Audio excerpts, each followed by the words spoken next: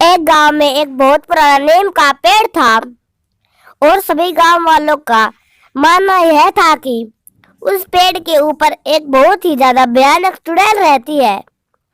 इसलिए गांव वालों ने कई वर्षों से उस पेड़ के पास सूरज ढलने के बाद आना जाना छोड़ रखा था और गांव वालों की यह बात सच थी क्योंकि उस पेड़ पर सच में एक चुड़ैल रहती थी। जो कोई व्यक्ति रात को सूरज ढलने के बाद उस पेड़ के पास जाता था, सुबह उस व्यक्ति की उस जगह पर लाश मिलती थी। कई सालों से गांव का कोई भी व्यक्ति उस पेड़ के पास नहीं जाता था। एक बार दो व्यक्ति उसी रास्ते से गांव की ओर आ रहे थे, तभी उनमें से एक व्यक्ति कहता, अरे ललन भैया, आप इतनी तेजी से क्यों जा रहे हो? हमारे पीछे कौन सी पुलिस पड़ी हुई है?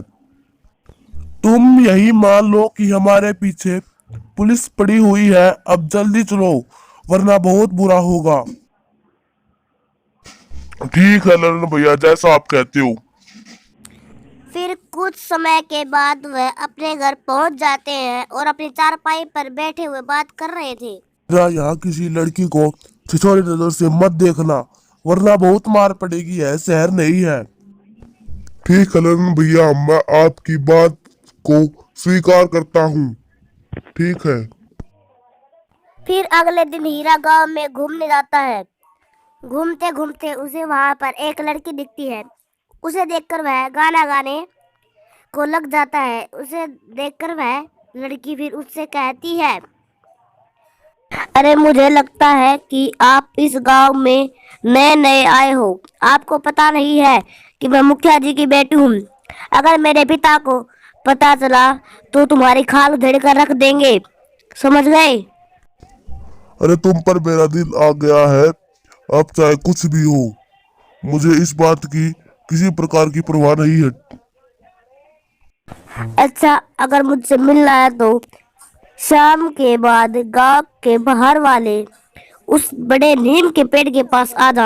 फिर वह नीम के पेड़ के पास जाकर उसे पुकारता है, परंतु वह वहां नहीं होती। तभी पेड़ वाली चुड़ैल नीचे आती है और उसके सामने आकर खड़ी हो जाती है। कई दिनों के बाद कोई इंसान यहाँ आया है। अब मैं इन गांव वालों को सबक सिखाऊंगी। अब मैं इसके शरीर में प्रवेश कर कर इन गांव वालों को बिल्कुल भी नहीं छोड़ूंगी। हीरा कुछ कर पाता इससे पहले ही वह चुड़ैल आकर उसके शरीर के अंदर प्रवेश कर जाती है और फिर उसके शरीर में प्रवेश कर कहती है, अब मैं इन गांव वालों को अच्छी तरह से सबक सिखाऊंगी। और फिर वह चुड़ैल गांव की सीमा में अंदर प्रवेश कर जाती है। तब गांव का एक आदमी बुरी तरह शराब से धुत होकर घूम रहा होता है और गाना गा रहा होता है, पीले पीले हो शराबी, पीले पीले। उसे देखकर चुड़ैल तुरंत उसके पास आती है और पास आते ही उससे कुछ कहकर उसे उसी वक्त वहीं पर मार गिराती है। दूसरे दिन गांव में बुरी तरह से हाहाकार मच जाता है। अरे बगीरा भाई, ये तो बिल्कुल वैसे ही मरा है जैसे नीम के पेड़ के नीचे मरते थे। अरे यही तो मुझे समझ में नहीं आ रहा है, ये ऐसे कैसे मर सकता है? कहीं ऐसा तो नहीं है कि वह चुड़ैल गांव की सीमा के अंदर प्रवेश कर गई हो? ऐसा कैसे हो सकता है? गांव का कोई भी आदमी सूरज ढलने के बाद उस जगह पर नहीं जाता है। लेकिन ये हत्या वैसे ही हो रही है जैसे नीम के पेड़ के नीचे होती थी। पता नहीं क्या चक्कर है हमारे गांव में।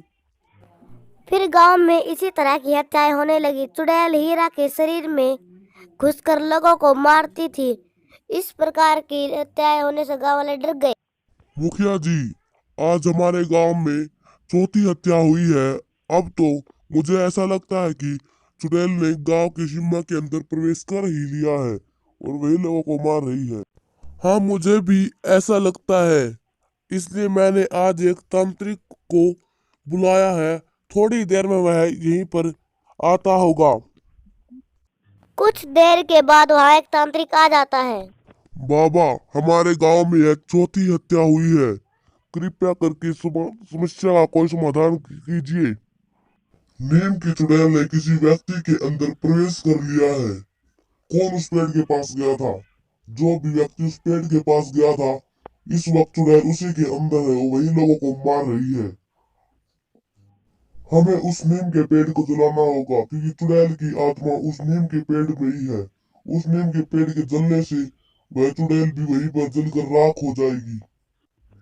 फिर वे सब लोग मसाले लेकर नीम के पेड़ के पास चले जाते हैं। उस पेड़ को जलाने ही वाले होते हैं कि तभी वहां पर हीरा आ जाता है और फिर वह चुड़ैल अपने असली रूप में आती है। ऐसा मत करो, ऐसा मत करो, कृपया करके ऐसा मत करो।